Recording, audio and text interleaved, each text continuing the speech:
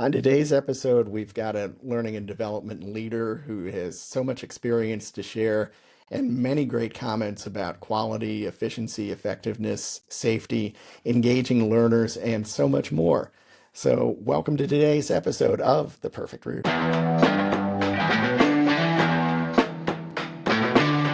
Hello, and welcome to a new episode of The Perfect Route.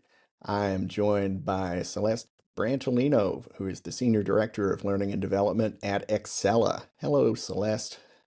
Hey, how are you, Bill? I'm doing great. Thank you for joining us today. And we've got an exciting discussion planned about learning and development. So let's just hop into it. Something that's been on your mind and my mind are the most common mistakes that people make with learning and development strategies. I'm a strategy person myself, so I'm keen to hear your insights on this question. Yeah, I think the biggest or the most common mistake that I have seen, especially people who are new to the learning and development sphere, is they'll design learning in absolute isolation from what the business outcome needs to be.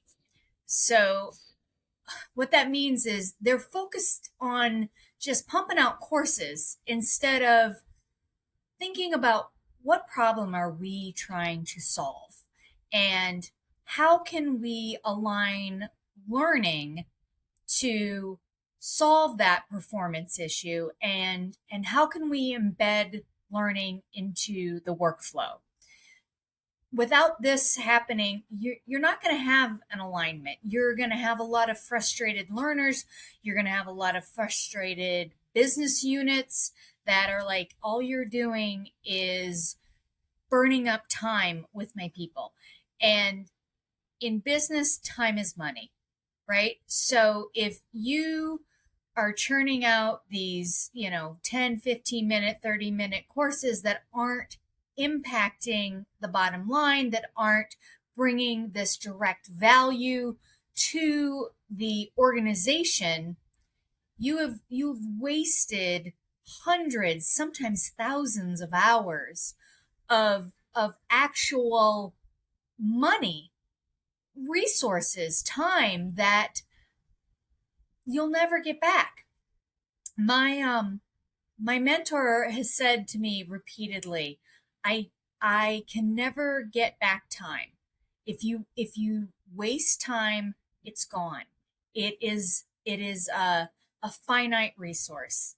So learning and development professionals that really truly understand how to develop learning, how to develop training that directly impacts the bottom line, you know, those those are worth their weight in gold. But too often I see L&D people, they're learning for the sake of learning. They're driving these academic outcomes. They're not really thinking about what does the worker most need for successful employment? What do they need to perform their task more efficiently, with less mistakes? And that comment about academic exercises resonates with me as a retired professor. Often, learning and development professionals just believe that people will gratefully give their time to watch or consume whatever content we put together. And you've got a great point about the time cost. Yeah. Um, it we have to consider return on investment in our learning and development activities. And one of the big things in at Excella is safety and quality. Yeah, for sure. Um, you know, it there's more than so when it comes to safety, the cost isn't just financial, right? If someone gets hurt, there's an emotional cost to that. It it affects watching someone get hurt affects more than just that person. It affects all the employees that are present when that injury happens, when that accident happens. And if we can drive a culture of safety through really effective training and getting them to understand why they need to think safety first, and aligned to that, same way with quality. You know, we operate in the sterile injectable manufacturing space, so quality has to be tantamount in everything we do. We can't put out a product that's not safe, pure, and effective. It has to perform as intended at all times. Because if we make a mistake, the cost is it's not just financial. I mean, lives are at stake. So when we do our technical training, we do it also within the lens of safety and quality. And all of that drives profitability because if you're not safe and you're having accidents and injuries, that's going to affect your bottom line. If you're not producing products that are designed with quality first, you're going to have a lot of waste, and that's going to affect your bottom line. Hmm. And affecting the organization's performance is one thing, but rec quality and reputation certainly are something that you can't get back when there's an incident or even worse, a recall. Right, right. I mean, I think it's really important. The L&D team has to spend time with their end user. They have to know what their pain points are. They have to understand what they need to be able to do in order to be successful. And learning can't happen in a vacuum. You know, I don't sit in a cubicle and design coursework. My team doesn't sit in a cubicle and design coursework in isolation. They are getting with that expert worker. They are watching firsthand what they are doing. Um, and we have a pretty robust review process through safety, through quality, through the functional area management. So nothing gets assigned to a worker unless those three critical aspects give it the thumbs up. Hmm. So, having that ongoing dialogue with your teammates in operations, for example, is crucial to not only the quality of your learning programs, it must affect the engagement of the learners in some way. I think it does because um, I've I've come into a lot of different organizations where they haven't had this alignment and learner engagement's been low. It they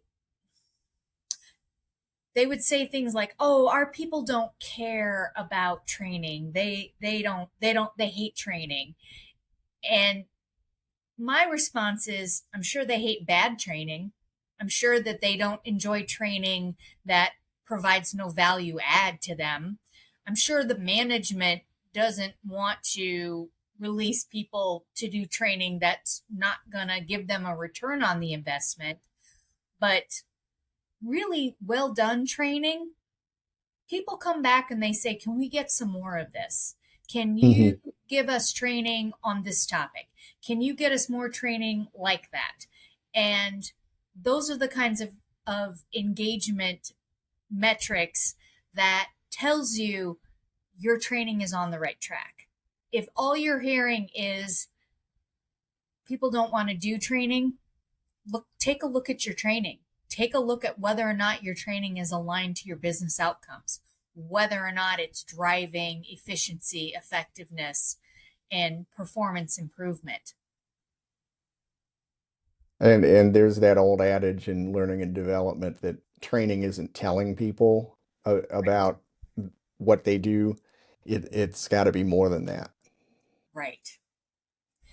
Yeah, I've gone into a lot of different organizations, and the sum total of their training program was read this SOP and sign here that you understand it. The, um, I always I always think what? Um, how people learn in so many different ways, and there's not a one size fits all approach, right? Um, Lots of people can pick things up quickly just by watching a training video of how something is done. But many other people, they need this holistic approach.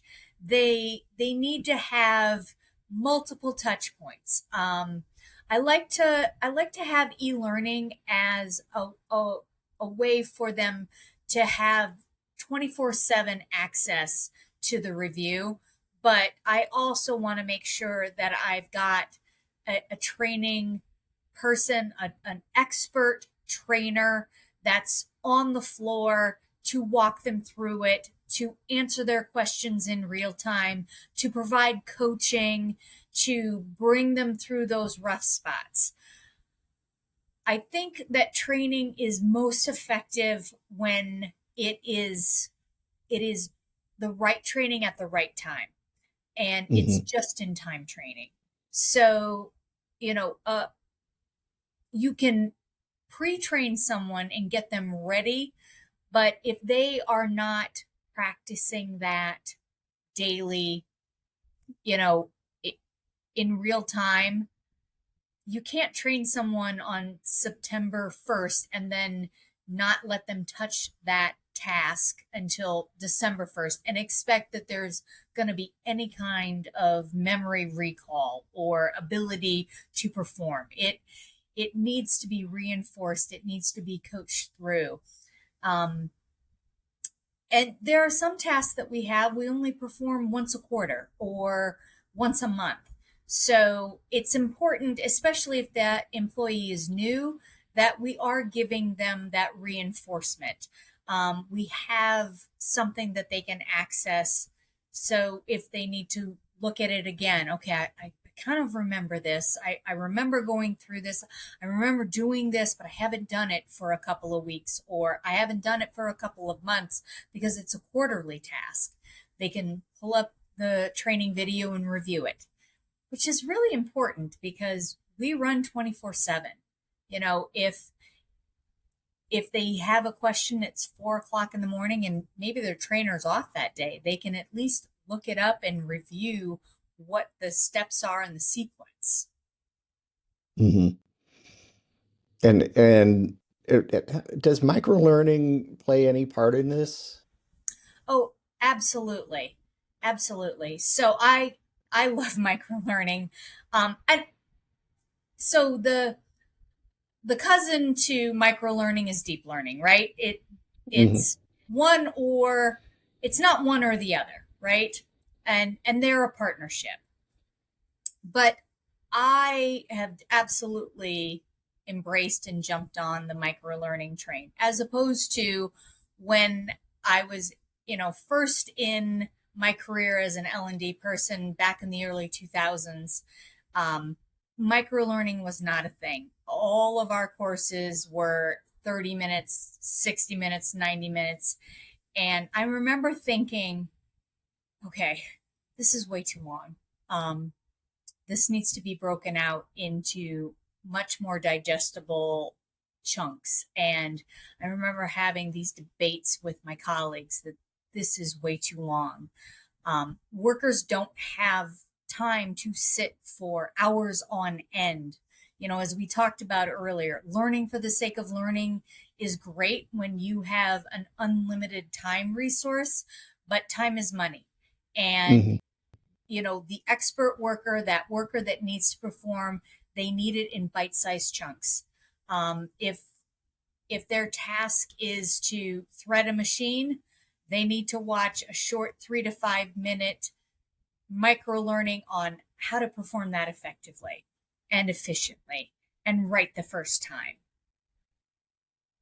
And I've seen organizations, and I'm sure you have too, where it seems to be an either or choice between micro and deep learning.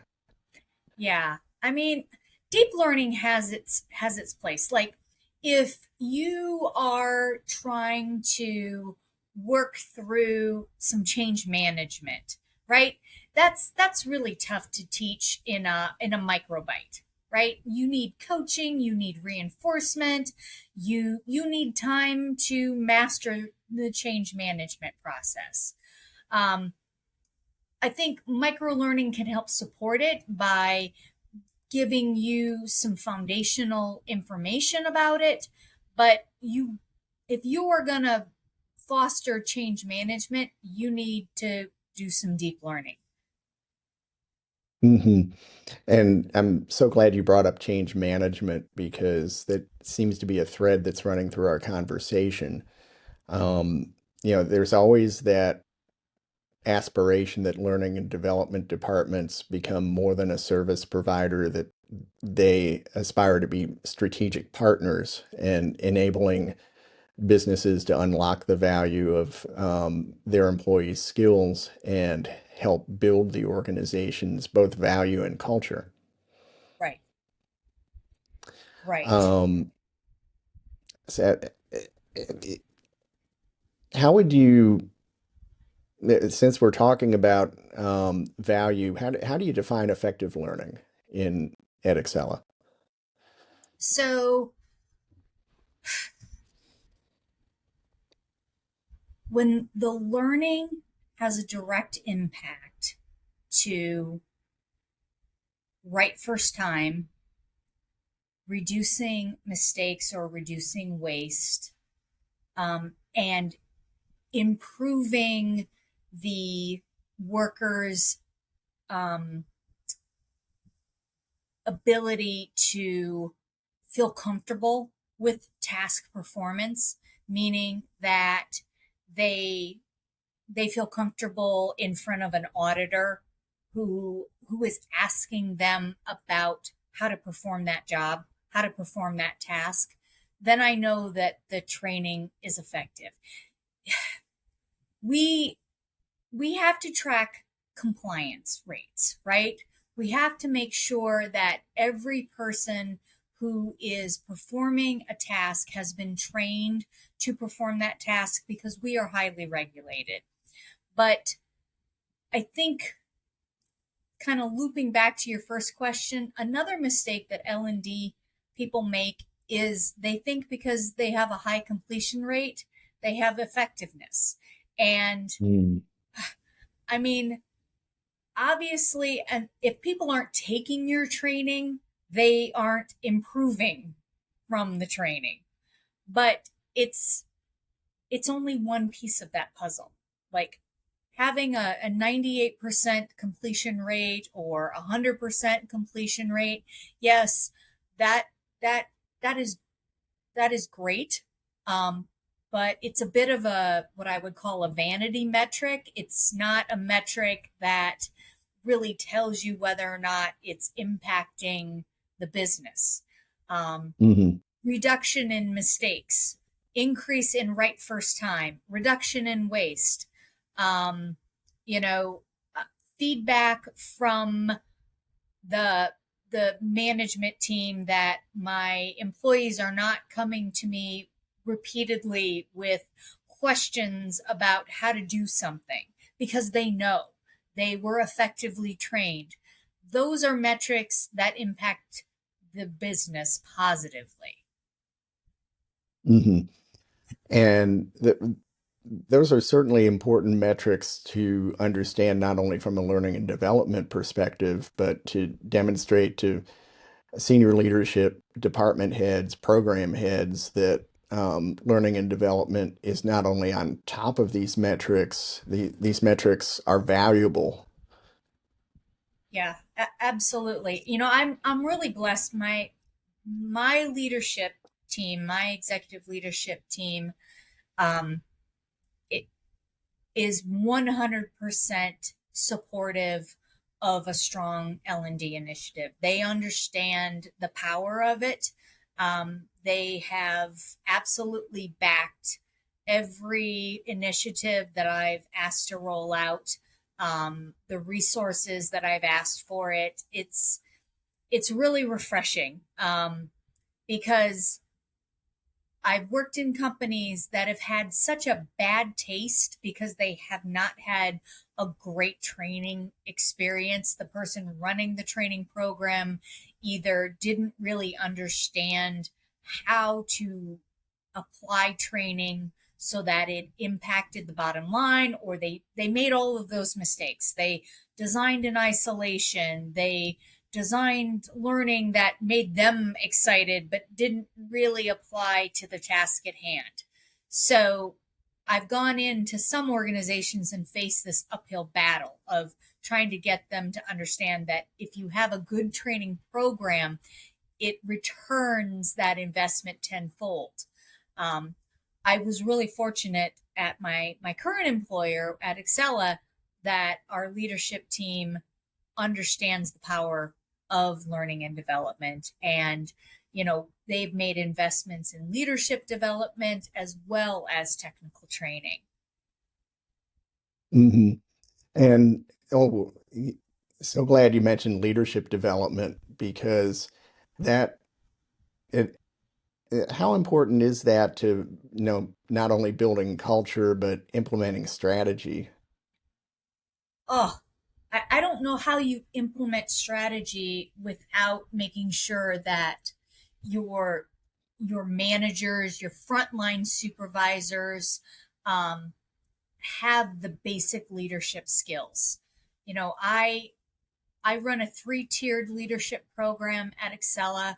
I start with people who want to move from an individual contributor role to being a floor lead, and we go through we spend time. It takes a year to go through this program, but we meet once a quarter.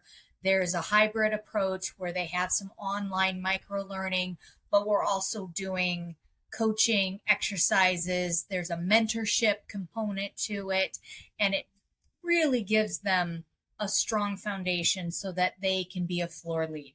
I think one of the most difficult things to do is to go from being a peer to being a leader.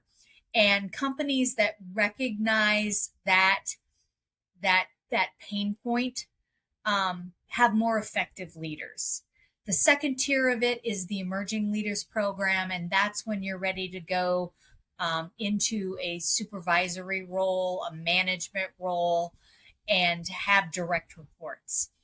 That again is another year-long program, but we meet once a month. It's a hybrid program. There's online learning, and we meet every month to do exercises, to talk about things that we are experiencing. And there's a mentorship component to that as well. And then there's the Senior Management Academy when someone's ready to move from a manager to a director or a vice president role. Senior management, understanding strategy, understanding how to think at an executive level. Hmm. And certainly there's different leadership skills that each level needs, but at the same time, there's always that commonality of um, knowing the difference between formal authority and the Informal informal authority. pieces of Yeah. power. Yeah. Yeah. You know, And I think I always survey my participants at the end, and I've run this now for 3 years, and overwhelmingly the theme is what I thought leadership was and what leadership actually is are two very different things. You know, lots of people romanticize what leadership is and how easy it's going to be once they have the mantle of leadership thrust upon them, how much easier it's going to be for them to be successful when they finally have the power to call the shots. And they quickly learn that, yes, with great power comes great responsibility. and we need to upskill. We need to make Hmm. sure that we are not abusing that power, that we are always thinking, strategically about how to use our leadership skills to improve the company and improve the lives of those that have been entrusted to us as our followers. And that brings up something that we talked about earlier with training being an academic exercise. Um, excuse me. We can't assume that learners automatically buy into every tenet of leadership development. Sometimes there needs to be um, more than that. Stories, um, demonstrations of the value of these principles. Yeah, absolutely. Um, so every class that we have, they actually have a real world assignment. It's designed to operationalize these leadership concepts that they're learning about. They have to meet with their direct manager, get feedback on how what they put together for their project. And, you know, I've done this at a lot of different companies. And again, the feedback that I had is, before I went into this program, I didn't spend a lot of time with my direct manager. They were not giving me this mentorship. They weren't giving me this coaching to bring me along. And I find in absence of that relationship development, when they need to step up into that next level, they flounder, right? It's Hmm. a lot easier if someone who's already walked that journey brings you through and provides you with that mentorship and guidance. And, you know, they develop stronger relationships. They develop better communication skills. They develop better problem solving skills. They develop better conflict negotiation skills. you know, People think that leadership is all about making decisions. And, there's a fair amount of decision making that goes on, but there's also a fair amount of conflict negotiation that goes on, a lot of managing various personalities that goes on. There's, communication skills are typically something that people think they're good at because we've been talking since we came out of the womb.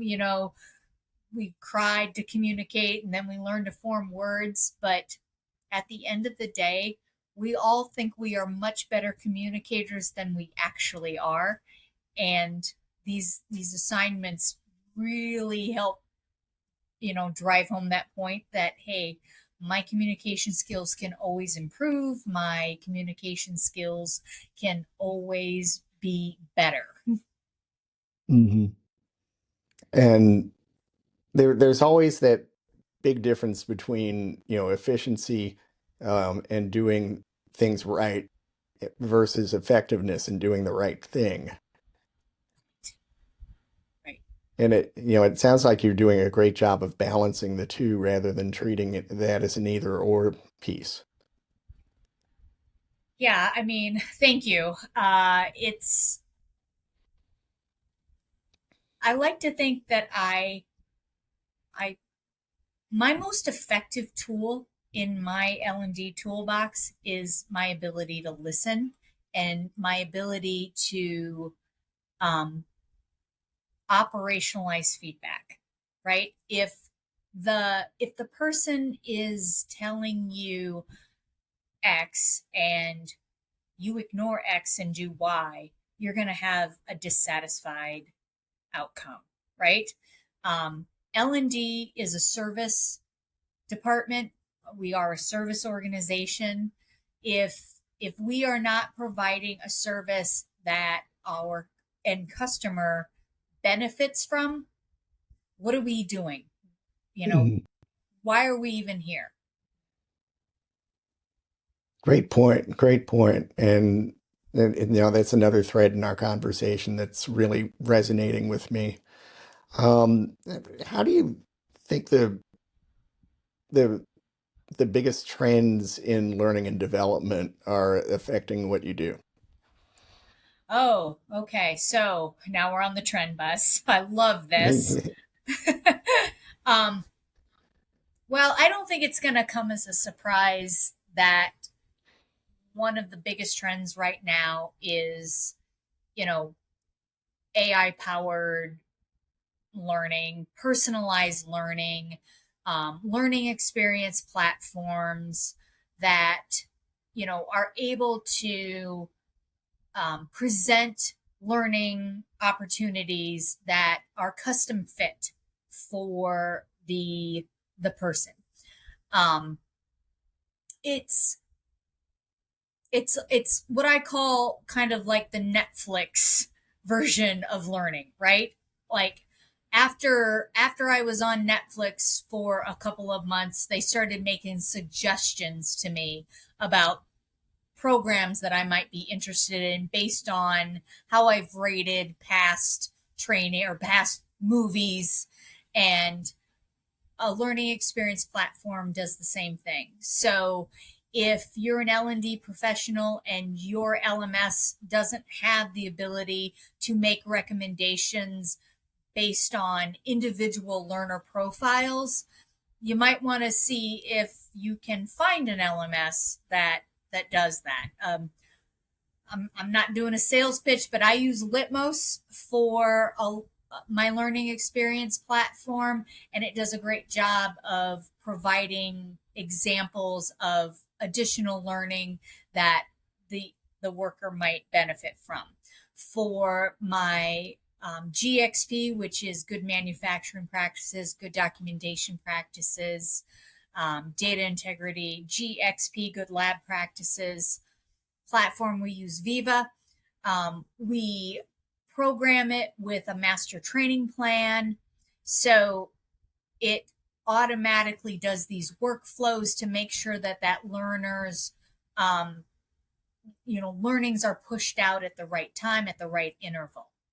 So I think AI powered personalized learning is a huge trend that can really bring a lot of value to the L&D space. Another thing that we've jumped on is embedded learning in the flow of work. We use a tool called WalkMe. We are rolling out SAP, which, it's a huge change for us because we had done a lot of paper documentation, and now we are moving to digital manufacturing. And with that is a lot of anxiety. So we have embedded WalkMe as a way to deliver, micro learning right within the tool that the employee is already using. And that's really beneficial. Employees want the learning at the point of use. They want it when it's going to be most useful to them. So Mhm. that's another thing that we are doing. Another area that we have started to dip our toe into is VR, virtual reality and augmented reality.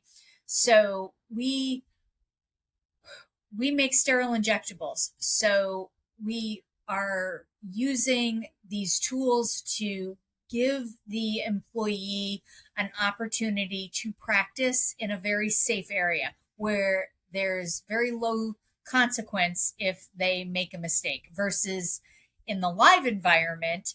If they make a mistake, we may have to throw out a batch. We may have to do a triple clean. We may have to um, you know start all over. So we've lost time, we've lost money, we've lost resources.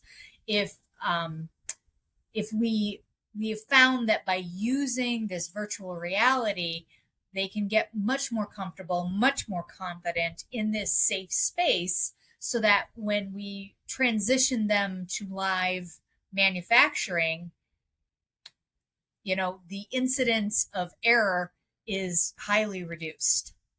Mhm. And again, pointing back to, quality, efficiency, and effectiveness, that sounds like a really great way to make sure that the training programs not only add value, but the employees are actually learning how to be excellent at what they do. Yeah, yeah. We also use a lot of peer-to-peer learning. Um, I have a training team, and they will work, one-on-one with the employee. But we have hundreds of employees in live manufacturing, and that training coordinator cannot simultaneously be with every single employee on their shift. So we have set up, a buddy system, peer-to-peer learning, some mentoring, so that that employee feels supported. When I first joined Exela, they said it took about 3 years to become proficient as a fill operator. Through these initiatives that we've rolled out, we are able to start seeing really proficient fill operators in about a year. So, we've reduced that timeline, by about 2/3, which, time is money. The longer it takes someone to be able to perform effectively, the more it's going to cost that company, right?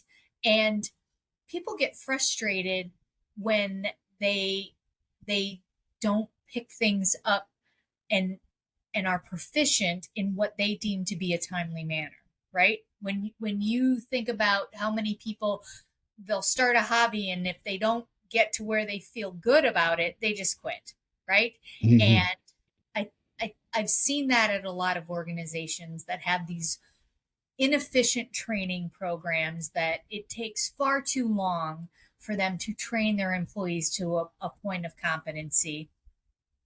The employee just gets frustrated and they quit. And turnover costs money, right? It's a lot less expensive to retain the employee than it is to watch them walk out the door after you've invested in them, even if it was a Eh, poor investment, right? Right. And it harms the organization on so many fronts: efficiency, effectiveness, um, And you know, safety. and safety too, because there's always that learning curve, as you pointed out, for a replacement. Even if they've been doing another job on the floor, they still have to learn how to do that job in a safe and high quality manner. Any closing thoughts for our audience before we wrap up today's episode? um, I think of L&D a lot like that old army tagline, it's the toughest job you'll ever love. I i can't wait to get to work. I've been in this space for more than 20 years, and every day I learn something new. um, I have an amazing team that they understand their mission. They're aligned to the company's vision and values. And I think if you have the opportunity to um, drive competency based, organizationally aligned learning, um, you're you're going to feel like you have the best job in the world. There are days where I think, I cannot believe they are paying me to do this. This is so much fun. It's amazing. I I've worked in so many different industries. I've worked in the food industry, I've worked in the pharma industry, I've worked in the software industry, I've worked in the data center industry. And learning and development is one of those universally sought after um, activities. Every industry needs to have qualified, competent employees. So I'm not saying that there's not other great jobs out there, but I truly feel like I have the best job in the world. And that is such a testimony to what we do as learning and development professionals. I'm so glad that you have, get to see the value of this every day and that it's so satisfying. For sure. Bill, Well, thank you Celeste, so much. thank you. It's been a great experience talking with you, and thanks again to our viewers and listeners for joining us on another episode of the Perfect Route. And we'll see and hear from you again soon. Take care.